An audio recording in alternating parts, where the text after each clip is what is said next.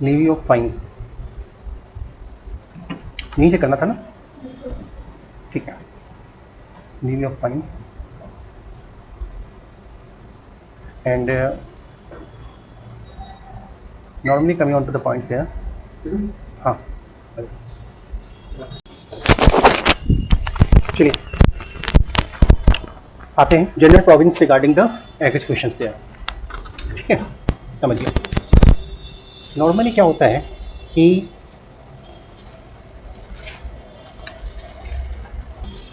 Issue who में issue warrant general regarding the execution. देखिए executions मतलब क्या होगा इसको, नॉर्मली जो भी वारंट ऑफ एग्जीक्यूशन है, मैं डेथ सेंटेंस पे देख रहा था, एक मिनट,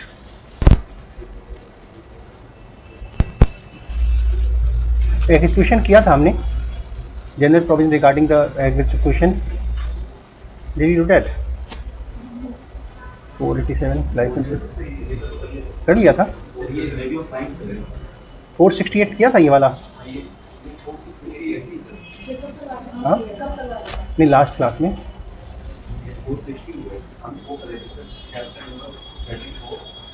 हाँ मैं ठीक है, मैं जो सेंटेंस सेक्शन बता दो, ये वाला 465 वगैरह हुआ था, इट्स सो वारंट,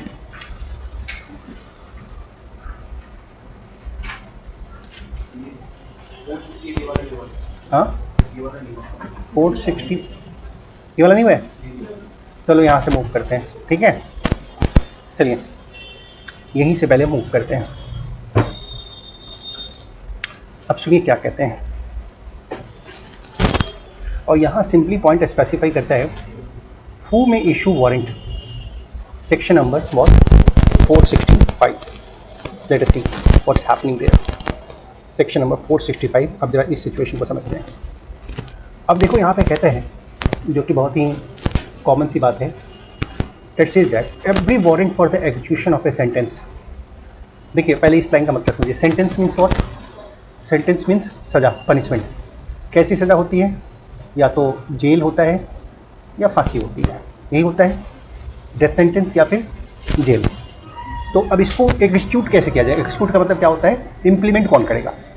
जैसे एक पर्सन को कोर्ट ने सजा दिया, तुम्हारे को लाइफ इम्प्रिजमेंट्स, कौन लेके जाएगा उसको, कौन जिम्मेदार है। कहते हैं कोई इसको सजा दिया कि इसको हैंग कर दो, then who will do that. तो ये भी एक बड़ा लंबा प्रोसेस है एग्जीक्यूशन का। तो कहते हैं every warrant of the execution of a sentence, अब देखो क्या होगा, may be issued either bye जज और magistrate who passed the sentence, who passed the sentence. अब सिचुएशन समझिए, मतलब कि एक जज, अगर मिस्टर मोहन कुमार है, मिस्टर मोहन कुमार ने अगर किसी को फांसी की सजा दी है, जो एडीजे हैं, फांसी की सजा दी है, वो अपील में गया, फिर अपील में गया, फिर अपील में गया, प्रेसिडेंट पार्डन के लिए गया, सब जगह नाकामयाब रहा। अब ये फिर से लौट करके एग्जीक्यूशन के लिए फिर से उसी जज साहब के पास आ जाएगा, मिस्टर मोहन कुमार के पास, मिस्टर मोहन कुमार के पास, जो जज जिन्होंने इसको फांसी दी थी, उनके पास ही आ जाएगा एग्जीक्यूशन के लिए। अब बोलोगे क्या वो अभी तक उसी कोर्ट में बैठे होंगे क्या, उनका ट्रांसफ़र नहीं हो गया होगा, हो गया होगा ना, तो ट्रांसफ़र हो गया होगा तो उनके जगह कोई दूसरा को जज आ गए होंगे। तो वो कहते हैं और by his successor in office, और by his successor in office, clear है। तो इट जस्ट दैट इधर every warrant for the execution of a sentence may be issued either by judge or magistrate who passed the sentence, or by who, successor in office, successor in office, that is the situation called here। या तो वही issue करेंगे या फिर उनका जो successor है वो इशू करेगा। ये हमारा एक बड़ा इंपॉर्टेंट पॉइंट होता है, ठीक है। आगे बढ़िएगा, अब इसको आगे समझिए, late us see what happened that. अब यहाँ देखिए, अब सिचुएशन यहाँ पर सिंपल है, सेक्शन 466 यहाँ कहते हैं sentence on escaped convict when to take effect, section 466, सही है। अब यहाँ देखिए, अगर एक बात यहाँ इंपॉर्टेंटली स्पेसिफाई करें, सेंटेंस ऑफ डेथ है या इम्प्रिजमेंट फॉर लाइफ है या फाइन है, पास किया गया इस संहिता में, ठीक है, ऑन एन एस्केप्ड कॉन्विक्ट पे, तो यहाँ पे एंड कब से इफेक्ट लेगा ये, तो यहाँ पे कहते हैं such sentence shall subject to the provisions hereinbefore, ये take effect what that's immediately सही है। अब देखिए अभी सिचुएशन क्या है, एंड आगे का पॉइंट पे भी थोड़ा और ध्यान देंगे हम इसमें, ये भी थोड़ा समझिएगा। Let us see what's given that next issue what we are finding out. The next provision it is just said that when a sentence of imprisonment for a term is passed. संहिता में term का मतलब क्या हुआ, जैसे 2 साल का, 1 साल का, 3 साल का, अगर मान लो ऐसे जेल दिया गया है, किसको दी गई है, एस्केप्ड कन्विक्ट को। तो यहाँ पे set sentence is severer kind and then sentence जो भी कन्विक्ट को दी गई है undergoing when he escaped, the new sentence shall take effect immediately. अगर क्वेश्चन ये होता है कि कब से शुरू होगा, तो word is only that what it called that immediately, that is called immediately. अच्छा, एंड अब सिचुएशन देखिएगा, सेकंड पे आइए, फिर मैं उसके बाद दोनों का एक्सप्लेनेशन एक साथ देता हूं। Sentence is not severe in kind then the sentence which such convict is undergoing when he escaped. अब देखिए, अब एक सिचुएशन देखिए, ये क्या वर्ड है, नॉट, ये क्या वर्ड है, SEVER, क्या वर्ड है ये, सीवियर। इसका मतलब क्या हो रहा है, देखिए 2 तरह की पनिशमेंट होती है जेल का, एक होता है रेगरस और एक होता है simple imprisonment. That's one is the rigorous and one is the simple. देखो सिंपल इम्प्रिजमेंट, रेगरस इम्प्रिजमेंट मैं आपको बताता हूं, ठीक है। सिंपल में क्या होगा कि एक बैरक है, उसमें 20 लोग हैं, रहो सब आराम से, खाओ पियो खेलो कूदो दिन भर करो, काम है जो काम करो, सुबह उठ जाओ रूटीन से अपना काम करो, दिस वन। और रेगरस में क्या होता है, रेगरस में एक तरह की आइसोलेशन होती है, रेगरस वालों को अलग रखा जाता है, मतलब उसका सेपरेट बैरक होता है। ऐसा नहीं कि मतलब कि आप 10 लोगों के साथ आपको रखा हुआ है, it's not like that, no, there is the separate barrack, और वहां पे उस पर्सन को उसमें ऐसे रखा जाता है। नॉर्मली जो जिनको लाइफ इम्प्रिजमेंट्स मिलती है ना, उनको रेगरस ही ज़्यादातर मिलती है, बिकॉज एक डाउट होता है कि वो अगर सिंपल में ला के दे देंगे तो दूसरों कैदियों के साथ मारपीट करेगा, लड़ाई झगड़े करेगा, और सिंपल उसको रहना ही पूरी लाइफ जेल में है, तो इस वजह से जो है वो उसको परवाह है नहीं, वो खूब मारपीट करेगा, लोगों को खूब परेशान करेगा। तो उसको एक तरह से आइसोलेशन, मतलब रेगरस इम्प्रिजमेंट्स में रखा जाता है, कंप्लीट रेगरस। उनका वर्क आवर भी जो होता है, जो जेल का जो सबसे डिफिकल्ट वर्क होता है, वो उनको दिया जाता है कि भाई आपको ये काम करना पड़ेगा। कभी कभी लोग को लगता है कि नहीं, रेगरस का मतलब है कि तो जेल में पत्थर तोड़ो, चक्की पीसो, है ना, बट ये सब प्रैक्टिकली नहीं होता है कि, लेकिन हाँ होता है, काम देते हैं, अच्छा खासा काम देते हैं, जो हार्ड फिजिकल वर्क होता है वो सारे वर्क दिए जाते हैं रेगरस इम्प्रिजमेंट में। तो देखो अब दूसरी चीज़ आपको समझनी है, एस्केप्ड कन्विक्ट का मतलब क्या होता है, what's called the word escaped convict, ये क्या होता है। एस्केप्ड कन्विक्ट का मतलब होता है कि एक पर्सन जिसको कन्विक्ट कर दिया है कोर्ट में, लेकिन वो जेल से भाग गया है, ठीक है, और फिर से उसको पकड़ के लाया गया और कोर्ट ने फिर से उसको कोई पनिशमेंट दी है, that kind of person is called what, escaped convict. या फिर कई बार ऐसा होता है कि BNS में कई ऐसा प्रोविजन जहां पर है, जहां पे आप कोर्ट में अपीयर नहीं भी हो रहा है, वो फरार है और उसके अगेंस्ट मुकदमा चल रहा है और पॉसिबल है उसको सजा भी हो रही है, अब उस पर्सन को क्या कह रहे हैं, एस्केप्ड कन्विक्ट कह रहे हैं। अब यही सिचुएशन समझिए कि यहाँ पे अब क्या मामला होता है, let us see what's happened that अब देखिए, अब कहते हैं sentence is not severe in the kind than sentence which convict was undergoing when he escaped. That was, it was not, means that जब वो एस्केप किया था then he was just got the simple imprisonment था, उसका नहीं था। New sentence जो हुआ है उसका जो है, the new sentence shall take effect after he suffered imprisonment for a further period equal to that which at the time of escape remained unexpired of his former sentence that whenever he got, एक तो jail से भागने का punishment जो है वो तो अलग है, बाकी जब पकड़ा गया तो अकॉर्डिंगली उसको पनिशमेंट जो बचा हुआ पीरियड है वो उसको कंप्लीट करना है। Sentence of rigorous imprisonment shall be deemed to be the severe in the kind than a sentence of simple imprisonment there. Then two category of imprisonments we have got that, the first one is that simple imprisonment and the second one is that rigorous imprisonment what we got there. ठीक है,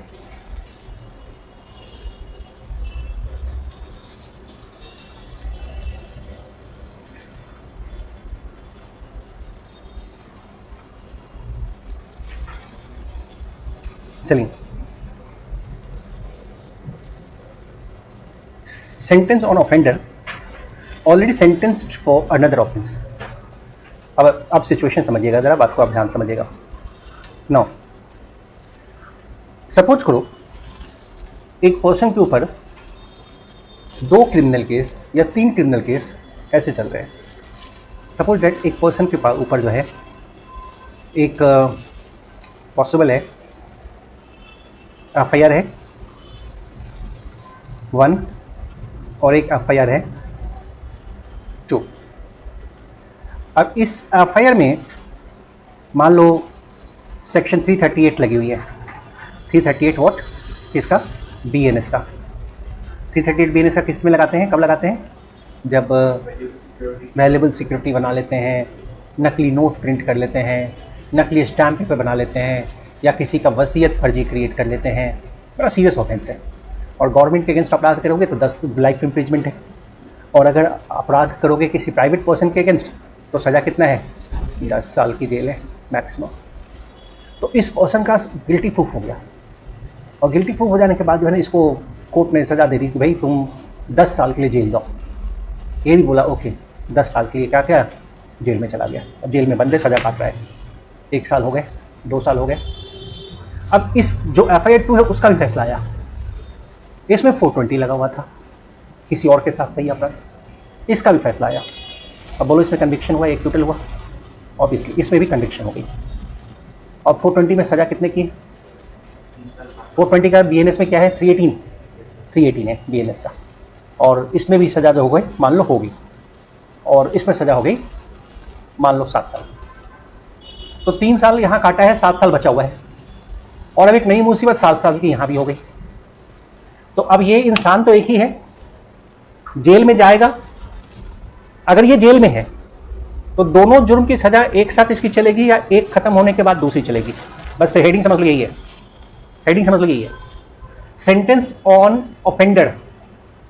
offender कौन सा offender? ये कोई मामूली offender नहीं है, already sentence for another offence, उसको दूसरे ऑफेंस के लिए सजा हो चुकी है, दूसरे ऑफेंस के लिए सजा हो चुकी है, जेल के अंदर पड़ा हुआ है, और मुसीबत आ गई कि जज साहब ने फैसला सुना दिया कि भाई तुम्हारा इस जुर्म में भी तुमको 7 साल की सजा। अब हमारा क्वेश्चन ये उठता है, और बहुत ही सिंपल क्वेश्चन उठता है कि अब उसकी जो नई जो पनिशमेंट हुई है वो स्टार्ट कब से होगी? तो इसी के ऊपर 467 का कुछ कहना है, और 467 को बड़े ध्यान से आराम से प्रॉपरली समझिए क्या कहता है। देखो कहते हैं क्या कि when a person already undergoing a sentence of imprisonment is sentenced on a subsequent conviction to imprisonment for life। सही है? तो यहां पे सिंपली स्पेसिफाई किया आपको कि ये सेंटेंस कब शुरू होगी? commence at the expiration of imprisonment which he has previously sentenced unless the court directs her। अब देखो मैं पढ़ने के बाद में छोड़ता हूं, मैं पहले समझा देता हूं आपको क्या है, मैं आपको समझा देता हूं पहले कैसे क्या होता है। सो नॉर्मली सपोज करो एक पहले ब्लैंक पेज ले लूं, एक जगह ले लूं, पहले एक जगह ले लूं। सपोज करो एक पर्सन है, सपोज करो देयर इज ए पर्सन, और इसको सजा हो गई एक FIR में 10 साल की, और एक FIR 1 और FIR 2 का नाम दे देता हूं। FIR 2 जो है इसके ऊपर, इसमें इसको सजा हो रही है 5 साल की। तो पहले 10 साल की हुई है, फिर किसकी साल की हो गई है? 5 साल की हुई। अब ध्यान समझना, जब 5 साल की सजा हुई है तो इसमें का 5 साल कंप्लीट हो चुका है इसका, और अब बेचारा का ये दूसरा केस चल रहा था, सामने बात आई यस जाओ फिर 5 साल की जेल। ये जेल जा रहा है, तुमसे पूछ रहा है कि सर बताइए कि जब मेरा यहाँ का 10 साल कंप्लीट होगा तो क्या मैं जेल से वापस आ सकता हूँ, या फिर उसके बाद इसकी सजा शुरू हो जाएगी? पहले बोलो होना क्या चाहिए, लॉजिकली क्या लग रहा है आपको, क्या होना चाहिए? क्वेश्चन समझ गए? दोनों सजा साथ साथ चलेगी या अलग से चलेगी? हाँ, क्वेश्चन सिंपल है। देखो जाहिर सी बात है दोनों सजा अलग अलग चलेगी। जब ये पहली सजा से छूट के आ जाएगा तब क्या होगा? दूसरी सजा शुरू होगी। लेकिन कोर्ट को रिक्वेस्ट करें कि जज साहब दोनों सजा को है साथ चला दिया जाए, दोनों पनिशमेंट को, सही है ना? और जज कन्विंस हो जाए तो जज के पास ये भी पावर है कि वो ये ऑर्डर भी कर दे कि दोनों सजा जो है साथ चलेगी। अगर जज कोई ऑर्डर नहीं करते हैं ना तो एक सजा खत्म होने के बाद दूसरी सजा होगी। समझ में? हाँ, अब एक पर्सन के ऊपर मान लो एक अपराध किया, पहले किया घर में घुस गया किसी के, सेक्शन 448 ट्रेसपास, IPC का बोल रहा हूं, घर में घुस के उसने चोरी की, सही है ना, उसने चोरी की, चलो ठीक है 303 भी लगा दो इसके ऊपर। किसी के साथ मारपीट भी कर लिया, पैर तोड़ दिया, हाथ तोड़ दिया, चलो उसके बाद 320 भी लगा दो, ठीक है, मतलब 3 सेक्शन उसके ऊपर लगा दिया। अब जब 3 सेक्शन लगा दिया ना, तो जज अब बोलेंगे कि देखो साहब तुमने इतना जुर्म किया है, 448 में 6 महीने की जेल है, हम तुम्हें 4 महीने दे रहे हैं, इसमें हम तुम्हें जो सजा दे रहे हैं वो 2 साल की दे रहे हैं, और इसमें तो तुमने तो पैर भी तोड़ दिया उसका, 7 साल की सजा दे रहे हैं। अब सवाल उठता है कि ये जेल से कब छूट के आएगा, 7 साल कंप्लीट होने के बाद या 9 साल 4 महीने कंप्लीट होने के बाद, सबको जोड़ दें। तो फिर वही बात है, अगर जज साहब ने इसको रियायत नहीं दी तो सारी सजा एक एक करके चलेगी, और अगर रियायत दे दी ऑर्डर में नहीं, तब क्या हो जाता है, सारी सजा फिर अलग अलग चलेगी। नहीं, चलिए आज एक बड़ी राहत की खबर आई इंडिया से के लिए। जो नर्स नमीशा को यमन में फांसी दी जा रही थी, यमन में इनका एग्जीक्यूशन हो रहा था, फांसी दी जा रही थी, तो कुछ धर्मगुरु से बात की, इंडियन एम्बेसी के थ्रू बात हुई, और कुछ अपना इन्फ्लुएंस डाला किसी ने, कुछ लोगों ने, और सेटलमेंट के लिए ऑलमोस्ट रेडी हो गए। फॉर द टाइम बिंग जो है वो फांसी की सज़ा स्टे हो गई, रद्द स्टे हो गया, अभी रद्द नहीं हुई है, दैट्स ओनली द स्टे, है ना। वो बड़ा वहाँ का कानून बड़ा गड़बड़ सा है, और वहाँ का कानून में इतना भेदभाव है, अगर कोई बाहर का पर्सन अगर अपराध करता है वहाँ पर तो उसके लिए सख्त पनिशमेंट है, वहीं वाला करता है तो पनिशमेंट बहुत लिबरल है, इस तरीका। वहाँ सबसे बड़ी बात है कोई सरकार भी नहीं है, किसी दूसरी जगह का कब्जा वहाँ पे बरकरार है। नॉर्मली अगर हम क्या कहते हैं, अगर मैं देखो एक ऐसी बात करता हूँ कि एक बड़ा नॉर्मल से बात करता हूँ, होता क्या है ना कि अगर हम इसको ऐसे देखें, पहले थोड़ा सा ब्रीफिंग ले लो क्योंकि ये सब आने वाले एग्जाम्स के लिए सब इंपॉर्टेंट रहेगा। नमीशा का क्या था, ये नर्स थी और वहाँ पे गई यमन पैसे वैसे कमाने, काम वाम करने के लिए। ये और इसका हस्बैंड शादी वादी कर लिया दोनों ने, और फिर वहाँ का हालात ख़राब होने लगा, तो इन्होंने सोचा कि चलो ठीक है अब इंडिया सेटल कर होते हैं। हस्बैंड तो आ गया, वाइफ का थोड़ा काम खत्म होने के बाद आना था नमीशा का, लेकिन फिर इसको लालच आ गई, थोड़ा और बिजनेस चल रहा है, काम चलना शुरू हो गया, थोड़ा एक्सपेंशन हो रहा है, तो थोड़ा और काम करते हैं, क्लिनिक खोलते हैं। नर्स थी, क्लिनिक खोलना चाह रही थी, लेकिन वहाँ के कानून ऐसा है कि अगर आप बाहर के हैं और बिजनेस करना चाहते हैं तो आपको वहाँ का कोई लोकल पार्टनर रखना पड़ेगा, कोई लोकल पार्टनर, या फिर पॉसिबल है वो भी रिलेशंस में। तो हस्बैंड के जाने के बाद इसने एक क्या नाम था, मेहंदी नाम बताया था, उससे एक फर्जी मैरिज कर लिया था, ऑन पेपर मैरिज कर लिया था, दिखाने के लिए कि हाँ भाई हम हस्बैंड वाइफ है, और उन्होंने क्लिनिक का जो है अपना जो काम है बिजनेस वो शुरू कर दिया। थोड़े समय के बाद ये मेहंदी इनके ऊपर प्रेशर वगैरह बनाने लगे, और इनका पासपोर्ट वगैरह भी रख लिए, काफ़ी थोड़ा हैरेस करना भी शुरू कर दिए। तो ये अपने वहाँ का एक लोकल फ्रेंड है इसका, उसके साथ एक दिन इसके घर गई अपने पासपोर्ट निकालने के लिए, कि पासपोर्ट निकल जाए कि वो इंडिया वापस चले जाए। तो इसको बेहोशी का इंजेक्शन दे दिया मेहंदी को, और बेहोशी का इंजेक्शन में ओवरडोज हो गया, और ओवरडोज हो गया तो वो मर गया। फिर अब जब वो मर गया तो उसके बाद जो है ये लोग भाग आए दोनों।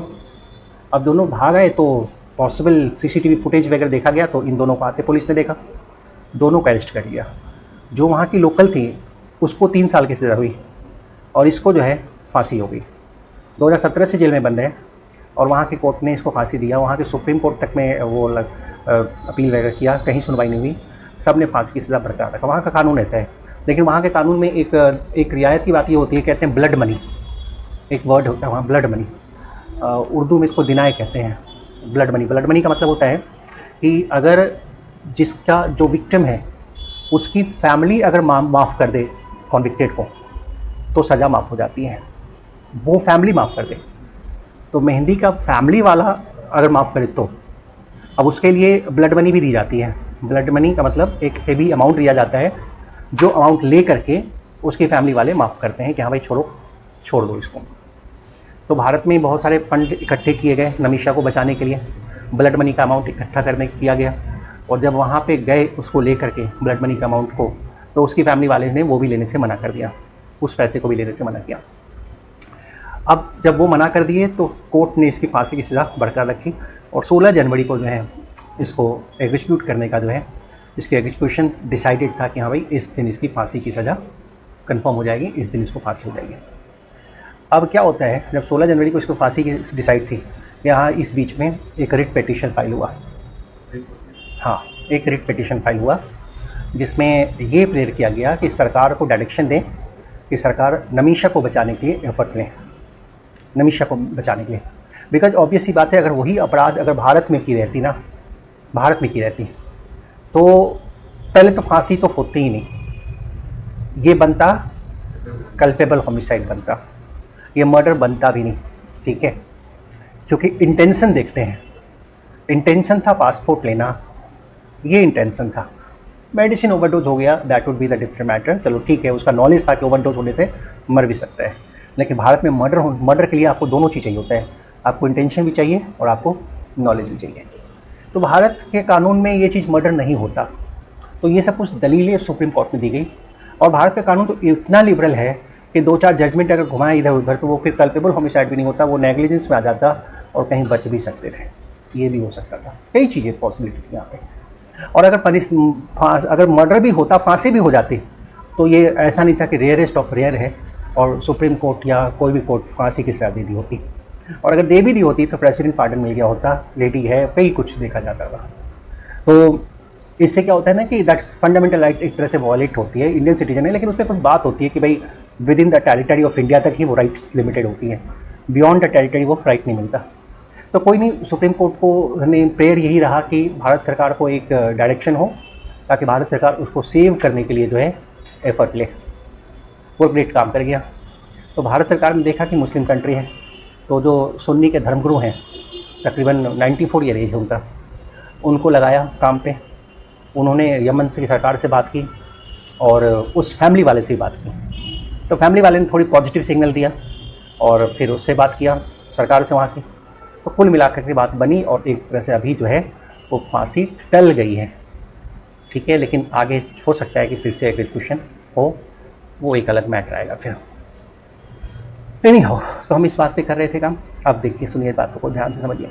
तो मैं क्या बता रहा था ना आपको कि जो सज़ा होती है वो सज़ा कब शुरू होती है, तो सब कुछ जज के डिस्क्रिप्शंस के ऊपर डिपेंडेंट है।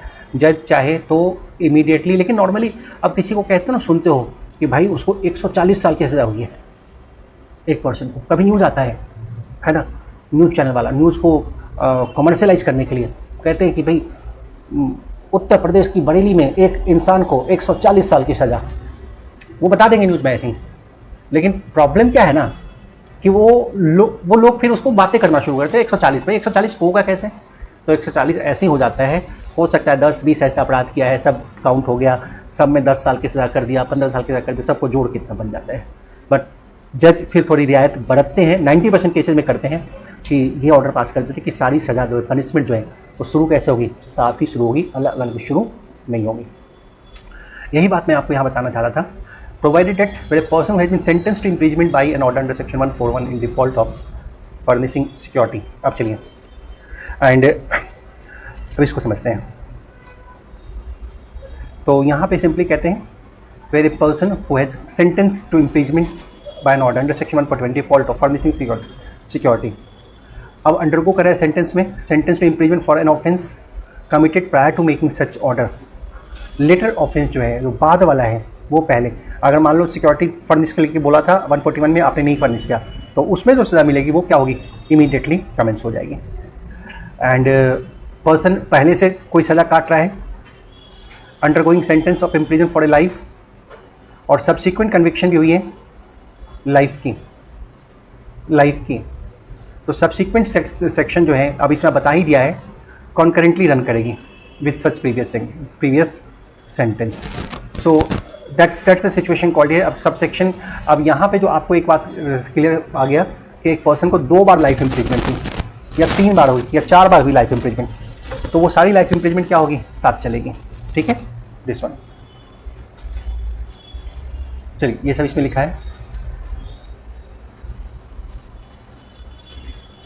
अब सुनिए next point.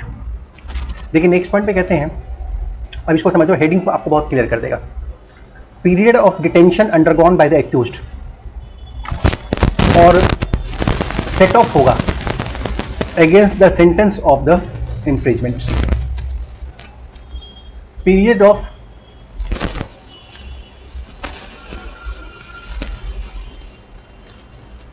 Detention undergone by the accused, दोनों में मतलब क्या हुआ? What is the meaning of the word for period of detention? जैसे फॉर एग्जांपल एक पर्सन डिटेंशन में कब रहता है? Eight which time? During the investigation, यही होता है डिटेंशन में रहना। मान लो इन्वेस्टिगेशन हुई, उसको बेल लगाया, बेल नहीं मिला, 1 साल के बाद बेल मिला, 1 साल के बाद बेल मिला, अब बाहर आ गया। अब जज ने इसको सजा दी 3 साल की, तो अब कितने समय के लिए जेल जाएगा? कहता है सेट ऑफ, ये जो होगा क्या होगा? इसमें सेट ऑफ होगा।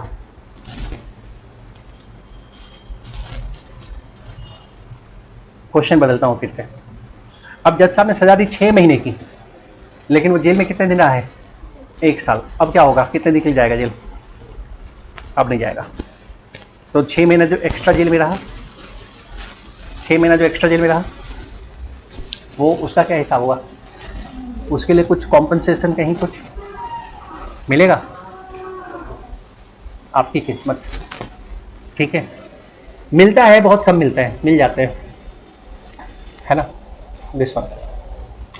अब देखिएगा, ध्यान से सुनी बातों को। कहते हैं where an accused person has on conviction been sentenced imprisonment for a term not being imprisonment in default of payment of fine, जो भी पीरियड ऑफ डिटेंशन है undergone by him during the investigation, inquiry, trial जो भी हो रही है, वो set off होगी against the imprisonment imposed on him on such conviction. All this things shall be set off and the liability of such person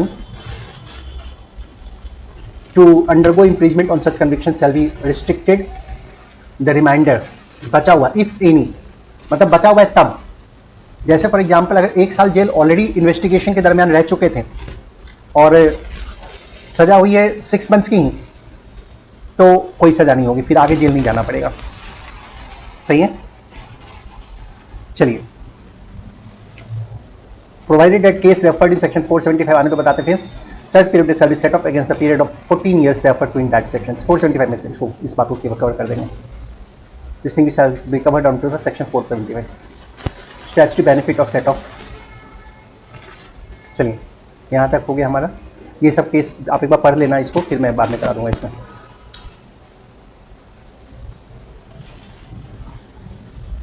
चलिए,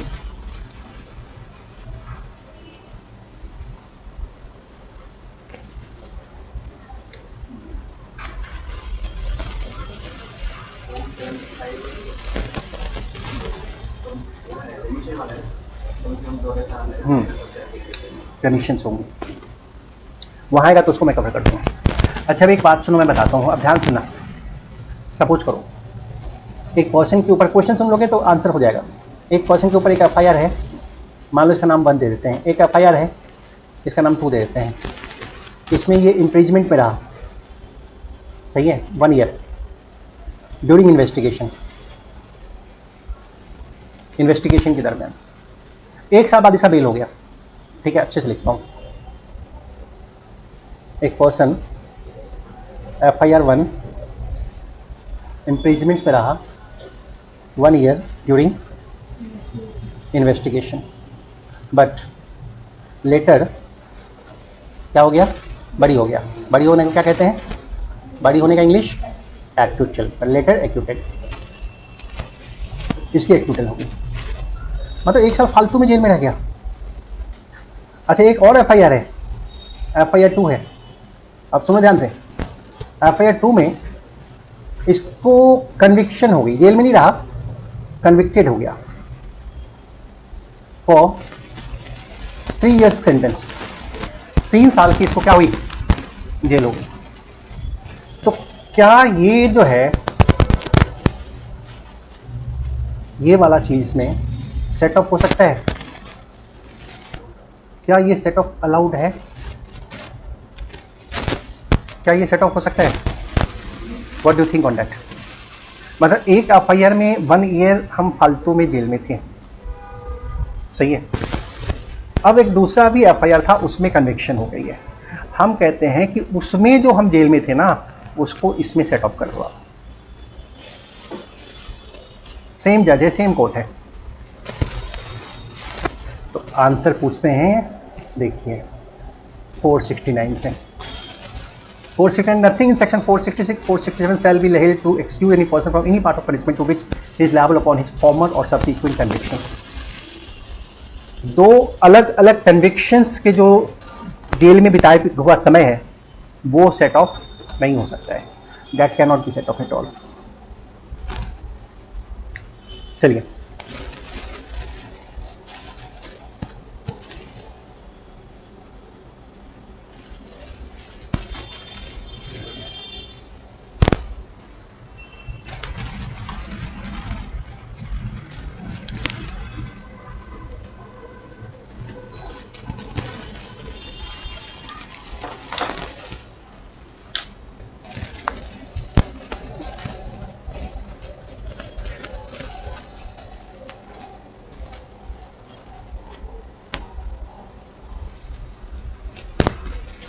no next point आते हैं.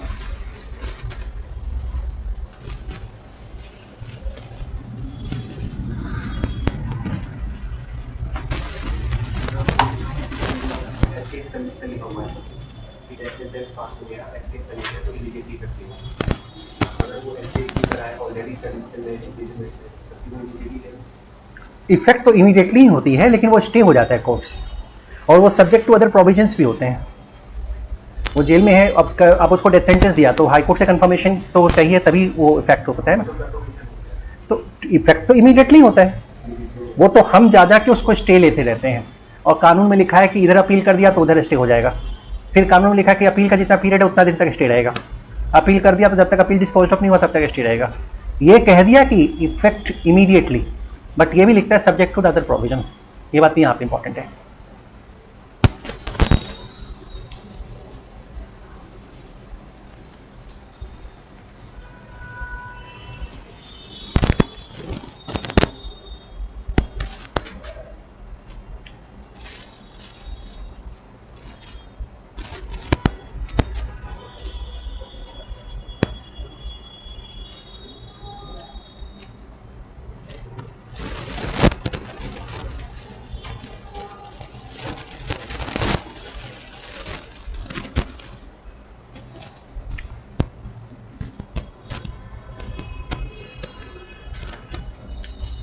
सत्र 16 दिल्ली जुडिशरी का ये भी था अभी इंटरव्यू 19 को होल्ड हो गया, अभी पोस्टपोन हो गया और आगे की डेट पे चला गया. अभी यहाँ पे एक आती हैं अर्चना, उसका सिलेक्शन श्योर है. मैजिस्ट्रेट में हो चुका था, जॉब करके काम करके छोड़ा था, अभी एडीजे में श्योर है हो जाना. काफ़ी अच्छे पोजीशन पे हैं.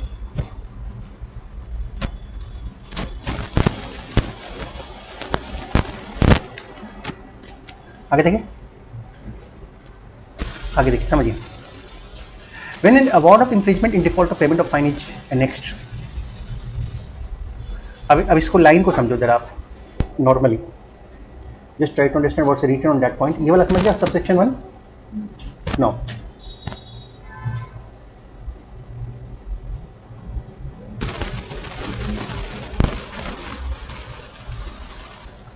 अच्छा.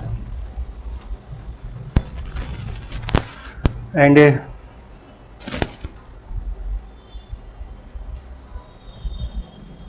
नॉर्मली क्या होता है कि कोर्ट जो है अगर पनिशमेंट देती है कहेगी 3 years इम्प्रिजमेंट और 50,000 का फाइन होता है. और अगर ये फाइन नहीं देते हो तो ये सजा बढ़ सकती है. कितने से? जो सजा है उसका 1/4 नहीं, जो सजा है मतलब सजा जो देने में कैपेबल है जज, जितनी सजा. जैसे वो second class magistrate, first class magistrate है तो फर्स्ट क्लास मैजिस्ट्रेट कितने दिन की सजा दे सकते हैं? हाँ 3 साल. अगर 3 साल है ठीक है, 2 ही दिया था तो 3 साल का 1/4 यहाँ पे लेंगे और वो पनिशमेंट क्या हो जाएगी? बढ़ जाएगी. तो 12 में कितने 3 साल में 1/4 3 साल कितना होगा? 36 और 36 को 4 से मल्टीप्लाई करो तो डिवाइड करो तो 9 मंथ्स.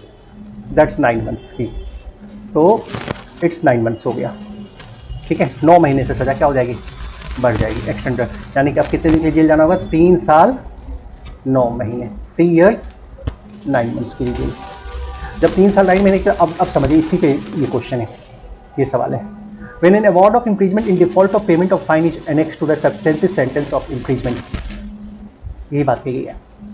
एंड पर्सन जो सेंटेंस में जा रहा है, further substance sentence of impeachment जो इफेक्ट होगा, shall not be given to award imprisonment in default of payment of fine until the person has undergone the further sentence or sentences। तो point is quite clear. आपको बता दूं, यहाँ पे ऐसे बता दूं, ये वाला जो एक्स्ट्रा पनिशमेंट ये शुरू कब होगी? जब ये पनिशमेंट कंप्लीट हो जाएगी, जब 3 साल बाद कंप्लीट हो जाएगा तब जाकर के वो सेंटेंस शुरू होगा। This one,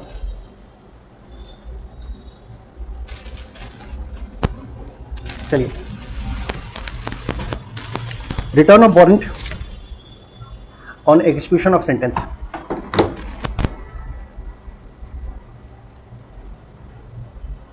next paragraph, return of warrant on the execution of sentence, section 470।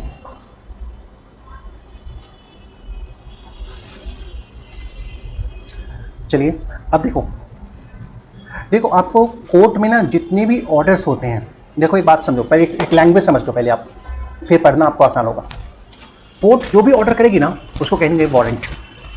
अगर कोर्ट कहती है कि कैदी को हमारे कोर्ट में लेके आओ, तो कोर्ट के ऑर्डर को कहेंगे प्रोडक्शन वारंट, नहीं प्रोडक्शन वारंट, कि भाई उस पर्सन को कोर्ट में लेके आओ। कोर्ट कहती है कि भाई उसको अरेस्ट करके लाओ, जहां ऑर्डर कोर्ट का आया वारंट वर्ड हो जाता है। मतलब ऑर्डर किसके लिए? पब्लिक के लिए नहीं, एक्यूज्ड के लिए नहीं। कोर्ट अपने लोगों के लिए जो ऑर्डर देती है, जैसे जेलर के लिए कर दिया, पॉसिबल है अपने स्टाफ के लिए कर दिया, जो भी है, तो उसको किस नाम से बुलाएंगे? वारंट। अच्छा, अब बोलेगी कि तुमको वारंट, मेरा जो आदेश है इस डेट तक कंप्लाई कर लेनी है। मान लो कहते हैं कि 5 अगस्त तक तुमको मेरा आदेश कंप्लाई कर लेना है।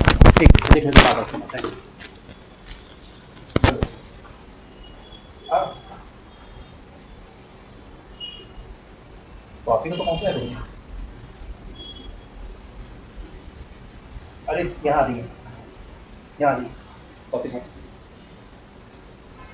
हाँ, तो मैं क्या कह रहा था यहाँ पर कि हम कहते हैं कि वारंट। तो वारंट में क्या होता है कि बातें बड़ी सिंपल होती है वारंट में। वारंट मीन्स आदेश।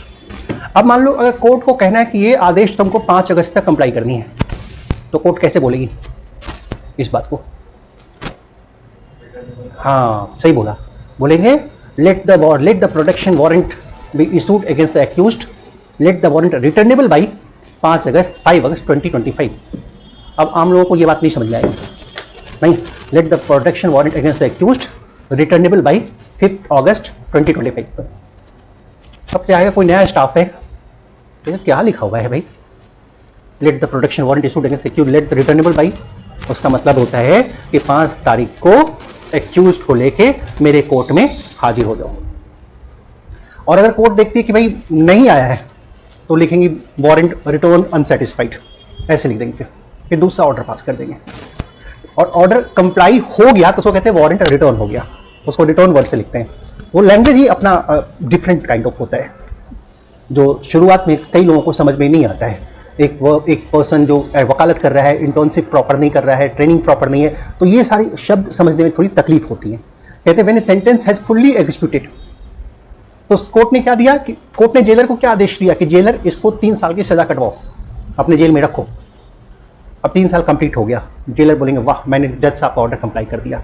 अब वो कहेंगे the officer executing shall return the warrant to the court which it is issued. वही वारंट, मतलब कोर्ट को जाके बोलेंगे कि भाई ये हमने सेटिस्फाई कर दिया, कोर्ट बोलेगी कि वारंट रिटर्न हो गया हमारे पास, with endorsement in his hand certifying the manner in which the sentence has been executed. सही है यहां तक? This one the point called here.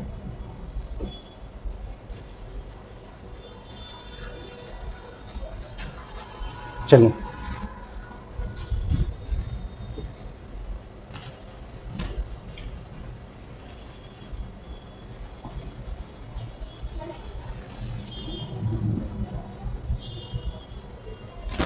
अब सुनो, कभी कभी कोर्ट जो है ना फाइन लगा देती है। चलो फाइन तो लगाती है और भी कई तरह के चार्ज लगा देती है, फाइन छोड़ दो अभी। कई तरह की चीज़ें और लगा देती हैं, है ना। जैसे फॉर एग्जांपल कॉस्ट लगा दिया, है ना, कॉस्ट लगा दिया, बड़ा खतरनाक होता है। तो रिकवरी कैसे करेंगे कॉस्ट की? कह तो दिया कि भाई कॉस्ट 5,000, 10,000, 20,000, कहते हैं मनी जो फाइन को छोड़ दिया, payable by virtue of order made under the Samhita and the method of recovery of which is not otherwise expressly provided for. उसको कहा कि रिकवर करेंगे, कैसे रिकवर करेंगे कि जैसे ये क्या है, फाइन है, जैसे ही क्या है, फाइन है, सही है। लेकिन section 461 shall its application to order जो 400 का है, अभी 461 नहीं कराया था, by virtue of this section constitute as if, ये अभी प्रोविजन नहीं कराया तो इसको अभी रखेंगे, बाद में करा दूंगा इसके साथ, ये सेक्शन कुछ बाकी इसमें करना नहीं, उसी के साथ कवर कर दूंगा। चलिए नाउ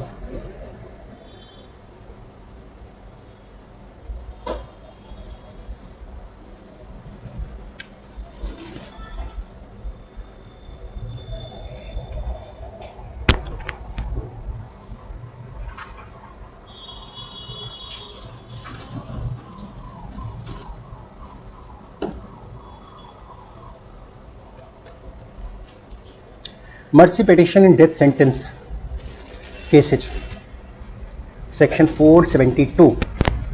देखिए कभी कभी एडवोकेट को भी प्रेसिडेंट हाउस जाने का मौका मिल जाता है ना, एडवोकेट को मिल जाता है। एंड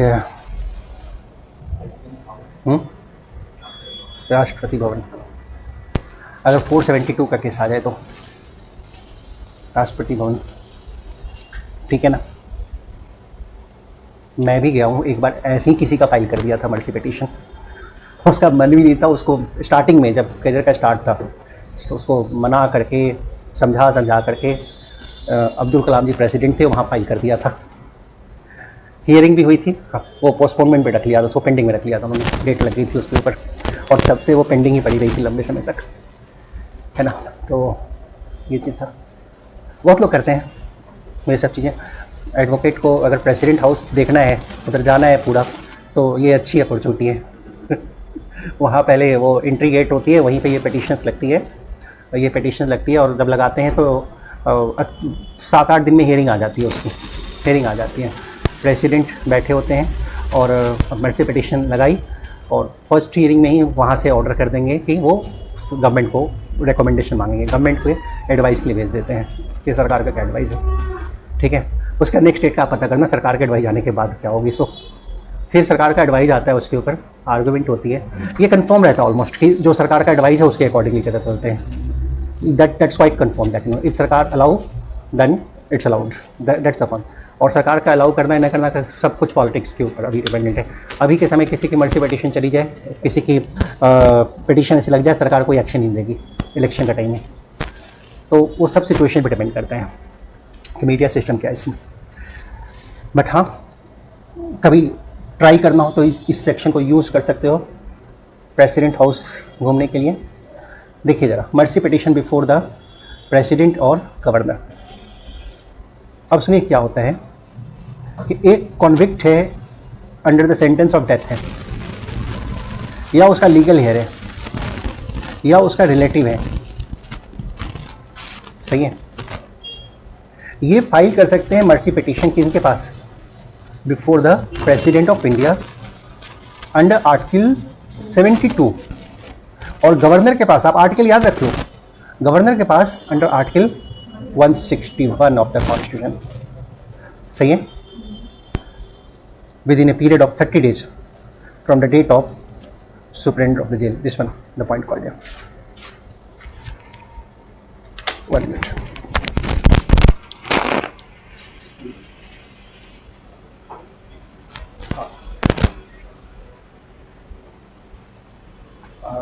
ठीक है। आपको देता हूँ, एक 32 मिनट का फाइल है, उसमें आपका भी रेफरेंस लगा हुआ है, तो उसमें तो आप उसको उसमें देख लीजिए, आपका लगा, ठीक है। वो आप उनसे पूछ लीजिए, वही करवाए थे, डेट करवाए थे, ठीक है।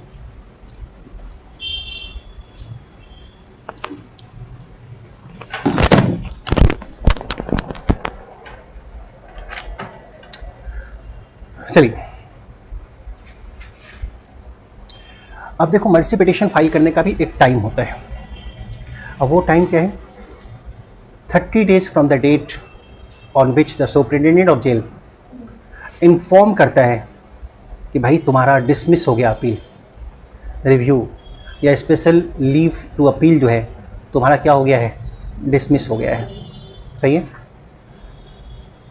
अब एक बात और है, या इन्फॉर्म करता है from the date confirmation of sentence of death by high court और time allowed to appeal special leave the supreme court expired हो गया है।